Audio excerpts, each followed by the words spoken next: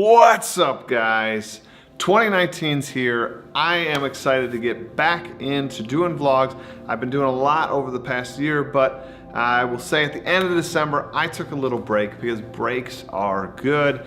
Probably should do a whole nother vlog on that and why a teacher needs to disconnect. I did that, but I am back here in 2019, just like you guys, in the classroom, doing lots of things. Happy to have you along. If you're new to the channel, thanks for checking it out. This channel is all about education, how to kind of bring playful, joyful things into our classroom. If you want to kind of bring that joy, bring that excitement, as well as have some solutions to some of your common problems in the classroom, stick around, check out the other things in this channel. There's all sorts of things for you. And if you could hit that subscribe button. Today's video is about kind of this age-old problem. I finished the first semester, right? And in the first semester, I have my students reading, taking notes, right? There's all sorts of gamified things in my classroom, but there's also that traditional element where we gotta read, we gotta take some notes, we gotta learn those kind of skills and pull out those right details. And I have a textbook that I use in my classroom. It's world history, it's kind of an old textbook, but it's a good one. It really does a lot of the content, but I got this age-old problem of reading from the text and taking notes. That is not the most exciting lesson. And we can dress that up however we want, right?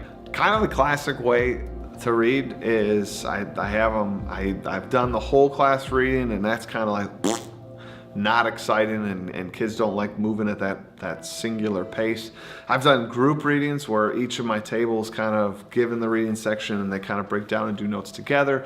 Well, at the beginning of the year, we read it all aloud together, and I walk through and really point out all the details they should be pulling in and teach them about the headings and breaking those things down.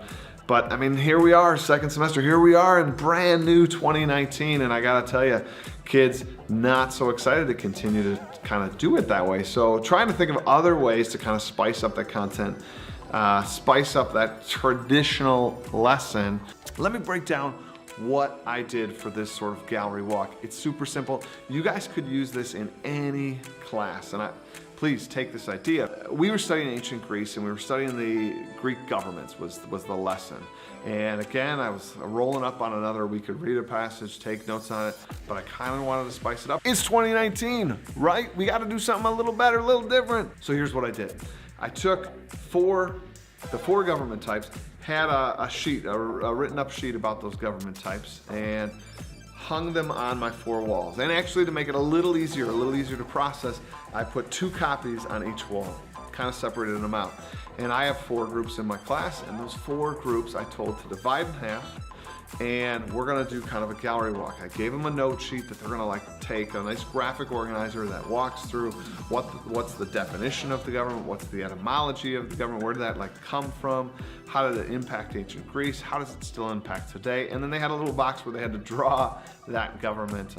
Carrie Backham, again, still using sketchnoting and kind of infusing those graphic elements. They would sort of read, and after so long, I would tell them to sort of rotate around the classroom, and they would move around the classroom and go to the next sort of section. And in short order, we read all 4 governments. It was quiet. You could hear a pin drop. Kids were focused. Kids were sort of trying to dig and find those answers themselves. But ultimately what it was different. It was different than sort of sitting at the table, reading and gathering the notes. And again, not that I'm putting that down. I have done it. I will continue to do that style of reading. But this was kind of different. And what you guys could do is, one, if you kind of like this idea of the gallery walk, give this video a thumbs up so I kind of know you like the gallery walk idea. And 2, if you have your own sort of way to spice up that shared reading passage for those of you that have sort of textbook moments, things that we need to all get through. So how do you kind of get that nonfiction reading to happen in your class together in kind of a different way, like this gallery walk? If you have an idea, share that one below in a comment. That would be fantastic. What I'd love to sort of send you guys off on is just this idea that we're all in this together. I learn as much from you guys. I love hearing from you guys in this channel. Go out and think about how you do those shared reading experiences. And I know that I'm not alone in this. We all have to do that shared reading experience. My students really liked this gallery walk, and I'm excited to hear from you guys. I hope, honestly, that you take this and you use it in your classroom and figure out ways to sort of use it for your age level or your content. As always, thanks for being part of this community. I hope 2019 is a bigger and better year here on YouTube for me, as well as for you guys. Let's make this year awesome.